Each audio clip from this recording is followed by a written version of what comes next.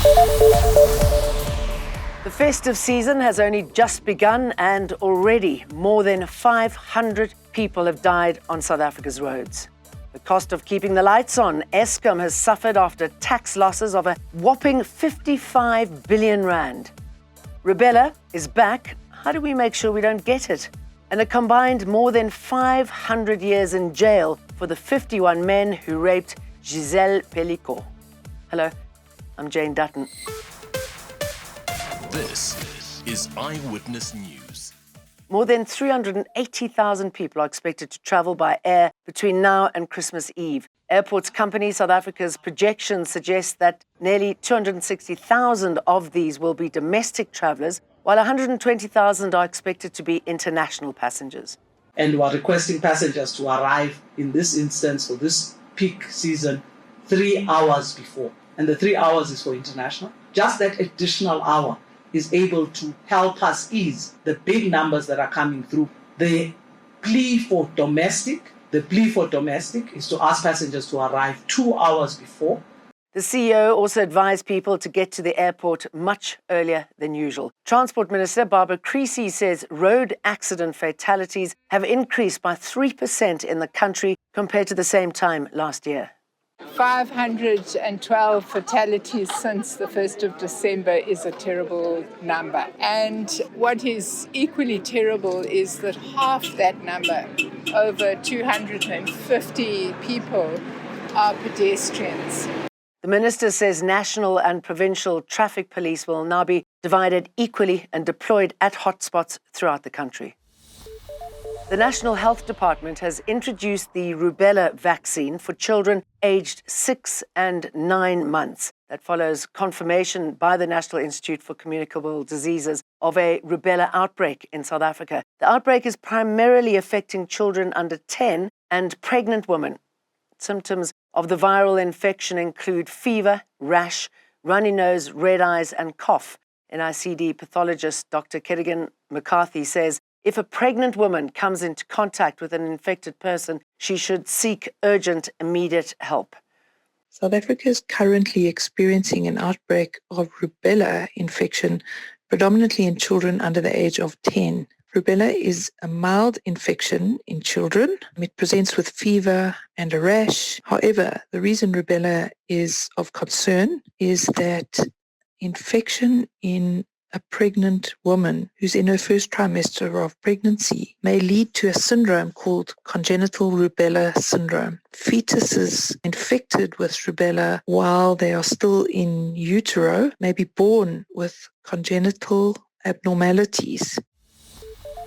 Eskom has suffered after tax losses of a whopping 55 billion rand for the 2023-2024 years, more than double the losses of the previous year. But Eskom executives insist its qualified audit does not reflect what's happening in the business at present. The power utility is releasing its latest financial statements several months past the legal deadline.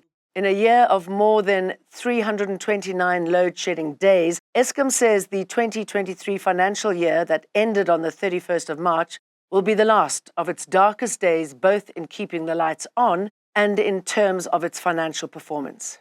We're starting to see the benefits of the work that we have done in FY24.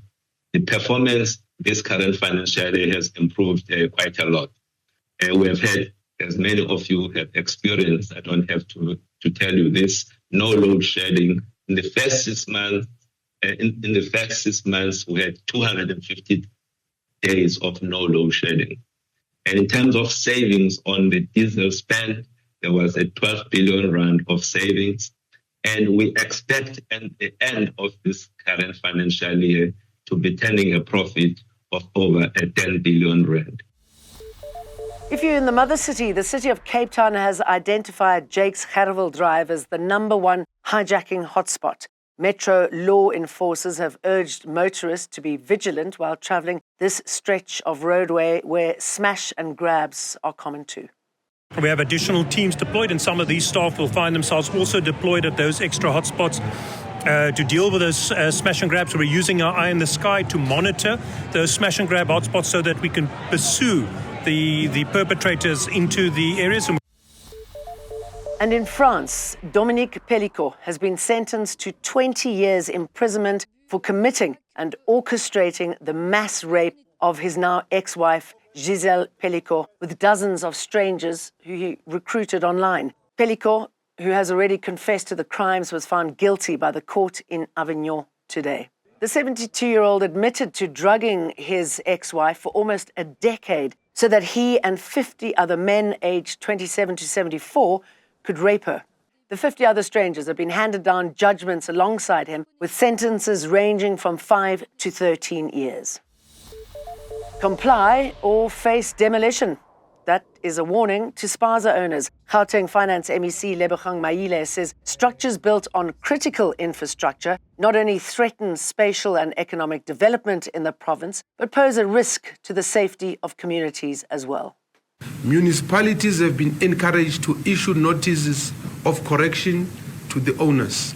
In some instances, such as where structures are erected on critical infrastructure, there will be a need for demolition in order to protect this critical infrastructure that serves communities. Maile adds that this will be a last resort. President Vladimir Putin says he's ready for talks anytime with US President-elect Donald Trump. Trump has bragged about his ability to strike a Ukraine peace deal within hours of taking office. Trump returns to the White House in January. Kyiv is concerned that he could force Ukraine to accept peace on terms favorable to Moscow. The Kremlin recently welcomed Trump's criticism of President Joe Biden's decision to allow Kyiv to use US-supplied missiles to strike Russian territory, which was a major escalation in the nearly 3-year conflict. Don't forget to download our news app, and I'll see you for more again tomorrow. Eyewitness News, in touch, in tune, and independent. For the latest, log on to ewn.co.za or ewn.mobi.